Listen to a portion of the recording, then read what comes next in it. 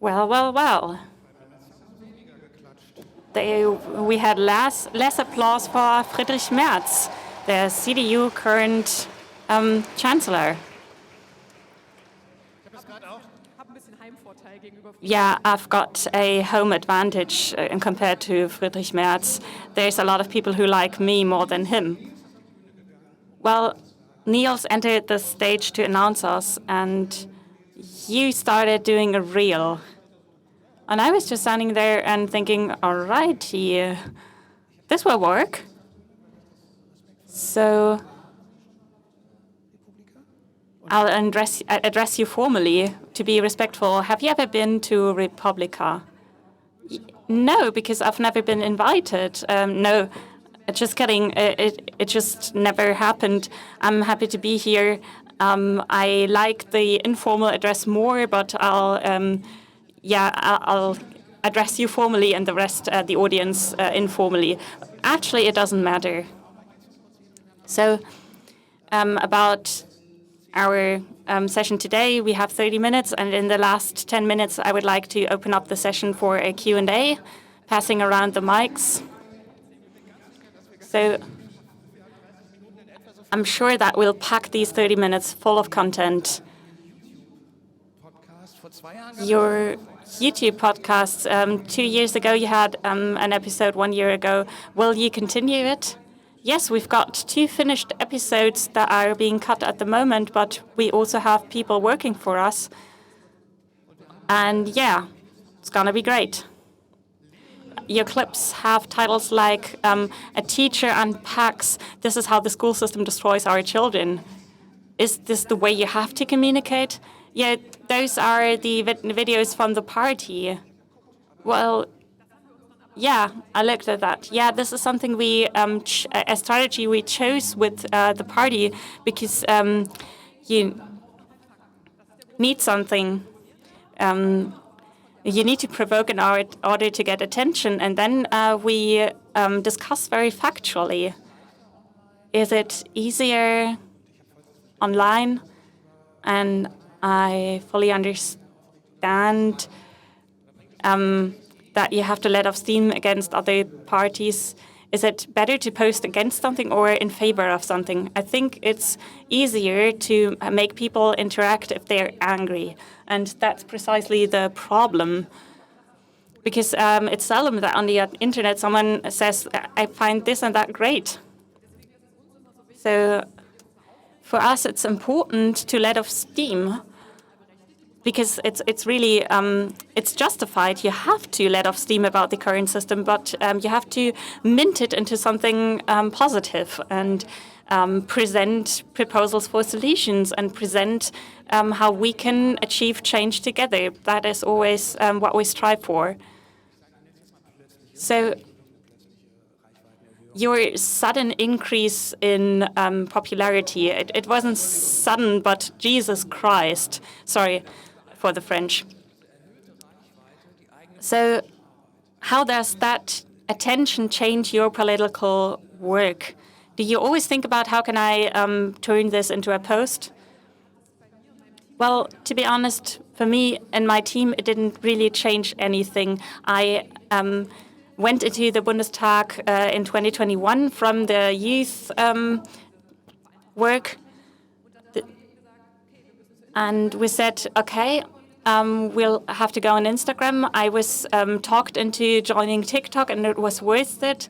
And we wanted to communicate. We wanted to make the political system in Germany more understandable. And this is how we make our videos and how we made them before. And this year, we were able to reach a large community, people who knew us from social media. Yeah, that was possible because we built those channels and we're continuing in that path. And yeah, of course, you have to think about how to present yourself, how to present topics. And we all know if you really get into a topic, you're able to present it well. And this is what we want. Well, I would think the next strong character that comes along will take away my attention, my clout. How do you keep an audience that you've built once? Yeah, I've always wished for this kind of audience because all the democratic parties haven't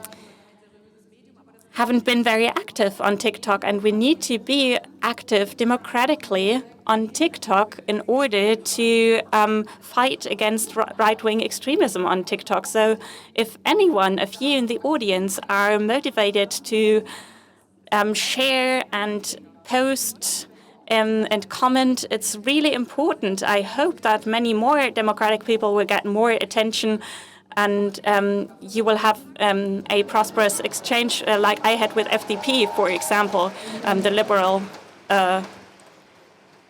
party in the Bundestag. So the older ones among you will remember. But you have that exchange among democratic parties, and that's very important. Now, there's many new members of your party, Die Linke, the left. Well, that's a grammatical specificity of German right now. So what is happening in the party? Is it changing? Is anything changing? Yeah, a lot of people are changing a party. No party ever has all the answers to all the questions when it's being founded. And of course, a party has to adapt along with the general societal development.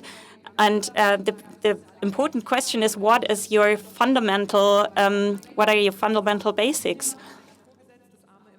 So our fundamental basis is we don't want. It's not a given that poor people become poorer and poorer. You can do something against that, and if you are motivated to do that, you're right in our party, and you will learn something. And that there's so many young people, and young women especially. I'm so happy about that, because no one else is representing these topics. Because I've been often asked, well, Ms. Reichinnek, you've reached a lot of young women. How do you reach other demographics? And I'm so thankful for the young women, young queers, young non-binary people who made us so strong. Thank you.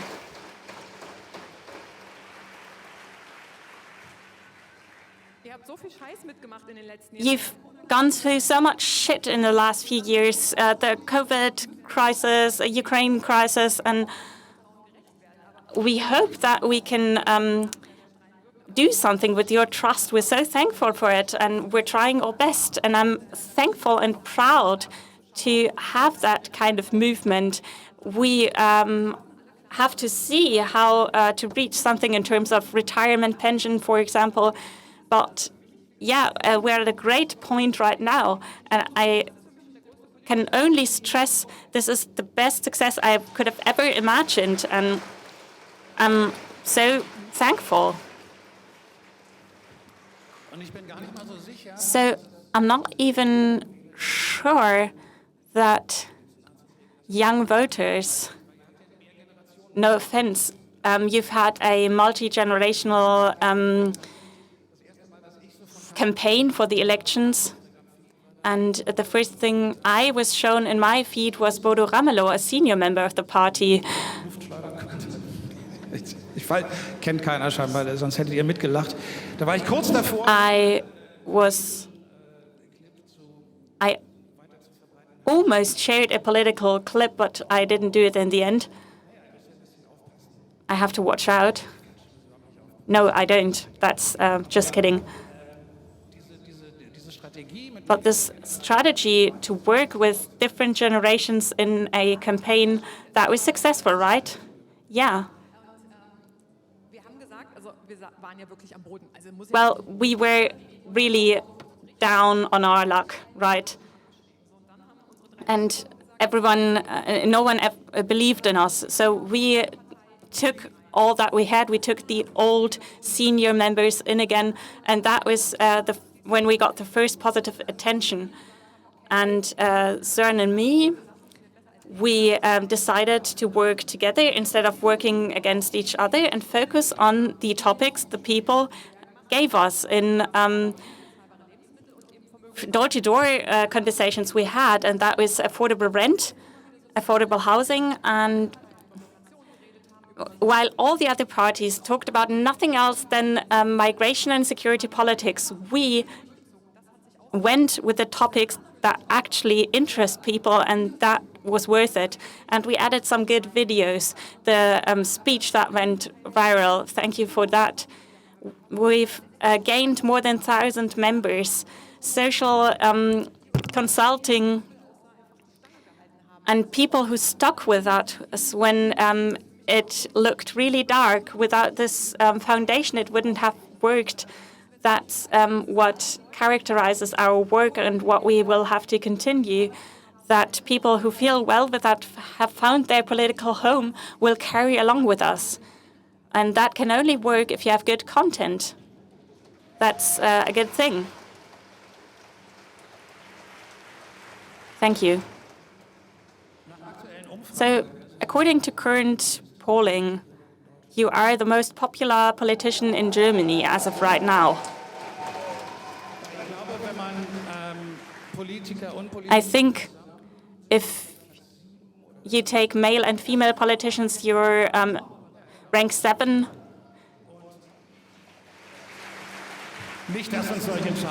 So,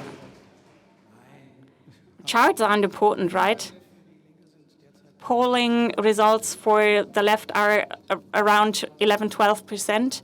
Where's your goal? Yeah, for 2030, rule over Berlin, right?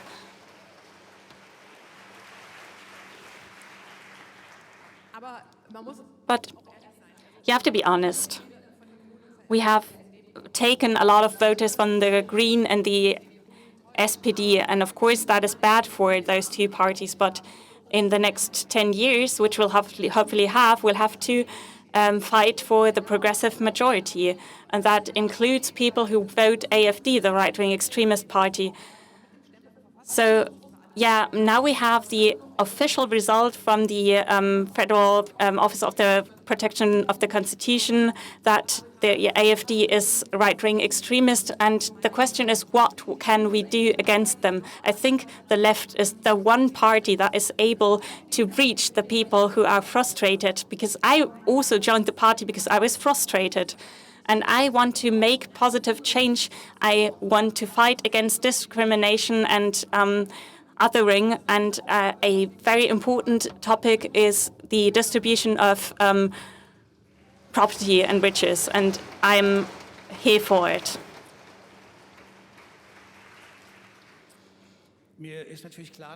Okay, I do realize that Auf die Barrikaden was a very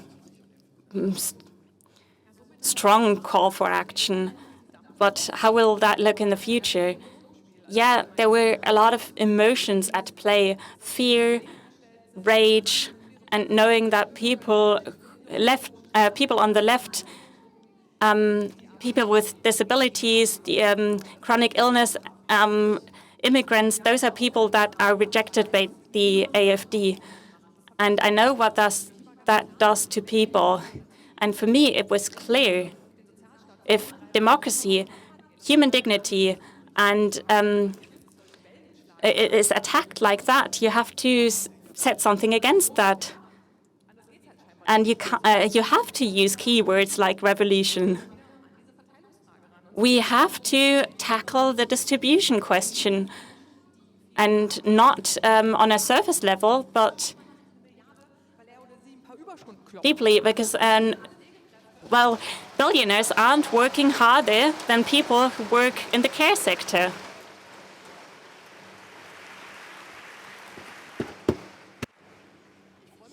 I'm really happy that you see it like that as well, because some people always defy their opinion about billionaires and everything, but these have to be put into the financial situation of the state. That the support belongs to the state. For example, health system, the teaching system, living and digitalization. We can't have all these platforms coming from multimillionaires and making democracy their own and taking ads for them. I'm sorry, that there has to be a larger scream for something about that, and that's what we're here for. And if I am allowed to say that, our digital speaker, Anke Domscheit-Berg, she's always taking this topic around, more or less like, yeah, we do that at some point. We should have listened to her earlier, even though she's not here anymore. But we have other great people, Donata Falk, Sonja Lemke, for example. We're on it, but we have to do that together, European Network, for example. What do you think? Is it about the SPD and everything, the Friedrich Merz vote? We haven't voted for that. I just did that to say no to Friedrich Merz. It was nice, actually. Yeah, a quick guess how it goes on. We just wanted to have this vote going on again. So we are sure on that day. We didn't want to create chaos. No one talked about the AfD, but the union. Well, some say, okay, you can do that. Some say you can't do that. That's a monstrance they are carrying in front of them because they don't care about the reality. We say we're working with all Democrats as long as we can reach the goals we have. Even though I have problems with the CDU, I want to do real content and do something for the country, or do I want to sit there like I don't care about them? So they don't want to talk to us, but reign with the BSV, for example, another left party.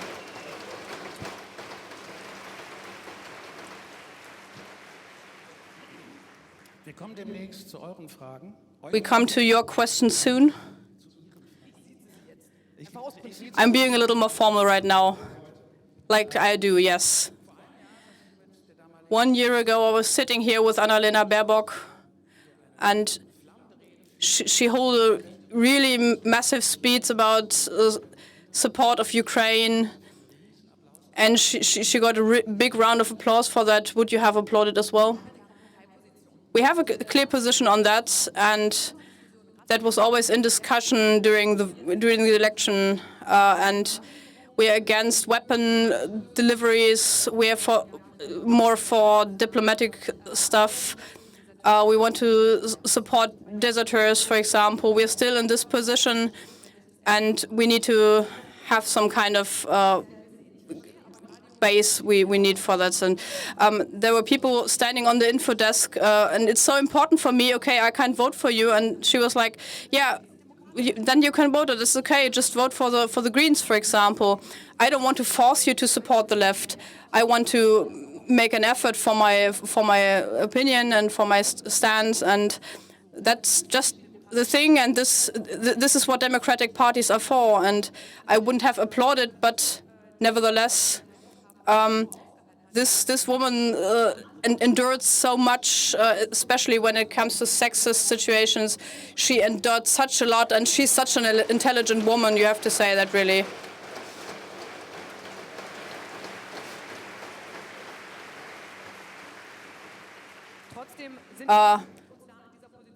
We are still not in the same opinion at that point. But we respect that. We have more content for more than 30 minutes, diplomatic solutions. In the last 2 weeks, we saw it's not that easy. Is there a position of the left that this is our position to Russia? Well, the position to Putin, he's responsible for this.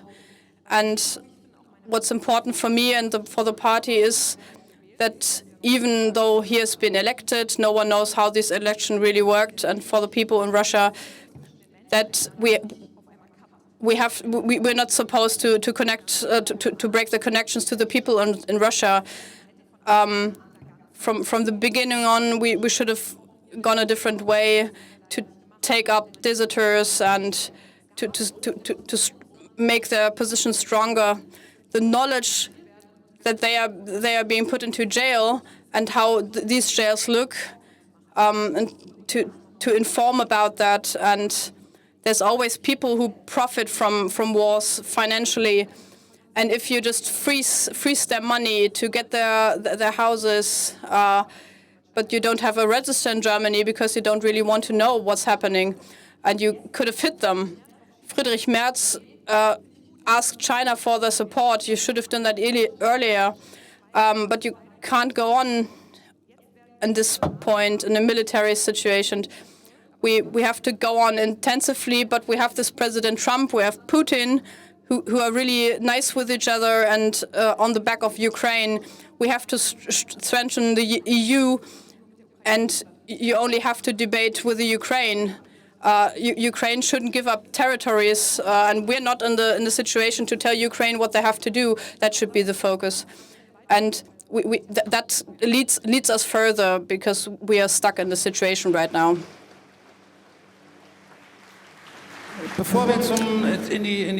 Before coming to the microphones, there's a lot of famous exits from the Linke. Can you handle not even little people having to do with anti-Semitism? There was this day in Halle where we decided mainly that we want a two-state solution. That's the only solution for peace in the East.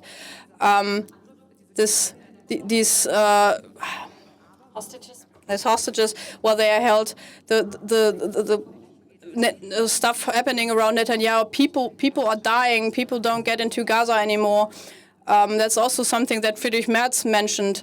We're against anti-Semitism, but what actually helps? The debate, for example, that all students have to visit some kind of remembrance places instead of having bans at universities. It's not the debate, but I have to watch out who's using these people. Where are the borders? I mean, where is the existence of Israel? Is it? Sorry. I have to. I'm not academically involved there. It's. Yeah, if someone says the PDS is not anti-Semitic, even though they have a different stance on the right to existence of Israel. Yeah, the Jerusalem Declaration says that the BDS movement is not automatically anti-Semitic. Personally, I'm not a fan of blocking. I think you always need an exchange, and this is something I can't support. But the basic problem is to see what is happening in Palestine right now, and you have to talk about that. And I get the feeling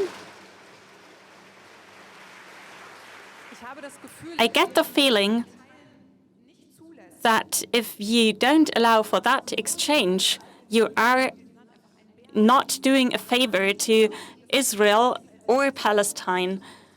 Because now, let's not lie to ourselves, because, you should be able to criticize Israel. You have to criticize your own government, but you have to see where this is leading people who are protesting what is happening in Gaza. This is nothing else than an ethnic cleansing. I have to tell it like it is. Because exactly those people are being driven into the arms of people who are, well, looking at our history, we can't allow for something like this to happen. I know about Islamism, Salafism, and this is what makes it so difficult. And the debates about anti-Semitism on the left, of course, they are there. It would be wrong to say that this doesn't exist within the left, but yeah, well, that's another topic we've seen in the last few months. But at which point did my party ever decide on something problematic, and we didn't tackle that? I don't think it's a question of the party necessarily, but the left, independently of your party, always has a problem with this issue. We've got 4 minutes left. I'm sorry. I know that we can't reach a solution here, but I think the leftness in your position, I think the left has a lot to discuss and to eke out. And I feel very uneasy about this part in parts. Yeah, and that is the debates we're actually leading among new members and parliamentary members. We've got meetings about this. And that is the important thing, to also talk to Jewish organizations, because even within the community there are different positions, and you have to see the gray areas as well. Well, you can't solve this with academic declarations. Well, yeah, this is what we did in Halle. We formulated a clear position. I don't want to say anything about whether it was good or bad to make that position, but this is what my party stands behind, and I think this is a good thing. So I'll give you the opportunity. 3 minutes. I hope we'll make 2 or 3 questions. I hope we'll do that. So yeah, check. All right. Criticizing Republika. Yesterday, there was Friedrich Merz, no critical questions from the audience allowed. That's a shame. I'll say something about that. All right, my question is, how do we get the 28.5 billion back that billionaires stole from us using the cum-ex exploit? So why are we letting the big fish go? What can we do against that?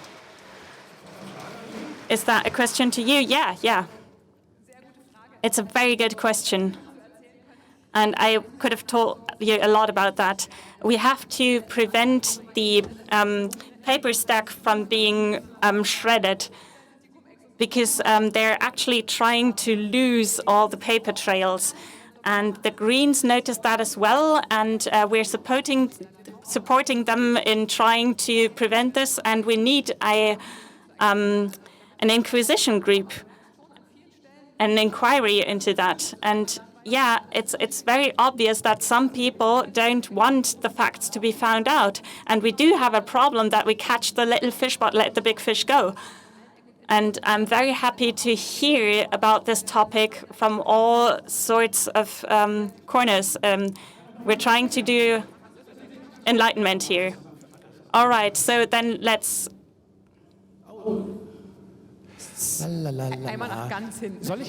Yeah, to the very back. Let me use the time and say a few words about Friedrich Merz. I've been personally approached about this, and people were offended that someone like Friedrich Merz can even be here. Last year we already wanted Friedrich Merz here, because, and he couldn't join for personal reason. And this time he was invited by the Europa Forum, by the WDR Public Broadcasting Service. Europa Forum is here every Republika, so you can say either he was at Europa Forum or he was at Republika. But if he had accepted a conversation with me, I would have done that. He's the chancellor, obviously, of a democratic party, and I would have found it fascinating to talk with him about a few issues. And I would have sat down here with Friedrich Merz as well. So what I also don't like is that we don't get the opportunity to talk to one another, and I agree, I don't like that. So 5 seconds left, one urgent question. Hi. So we all want wealth to be redistributed, but we all know that the growth, the excessive economic growth can't continue. And it's not going to make the lower part, the poorer part and the middle class any richer. So what are your thoughts on that? So you're saying if more people have more money, that's bad for the environment? Well, yeah, that leads to more consumption. That's the debate on the meat issue, for example. if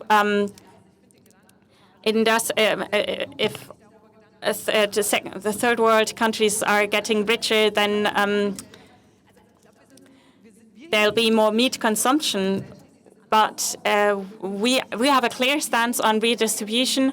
The society may have another stand, and we know that it isn't necessarily the miracle solution for all questions. For example, these meat factories where tens of thousands of animals are slaughtered and thrown away because no one is even eating that much meat, and they're subsidized by the European Union. This is something we have to tackle. All right. And overproduction is the same thing. Temo, mass production that is going to waste. I would like to I would like to I would like to expand on that, but someone's taking away all my talking time. What happened? All righty, yeah, 30 minutes. That's too short. Yeah, I'm not a fast talker, but I like to talk a lot. Yeah, I don't know why we only have 30 minutes. It's a shame. Thank you for taking the time, Heidi Reichinnek. Thank you so much. Heidi Reichinnek.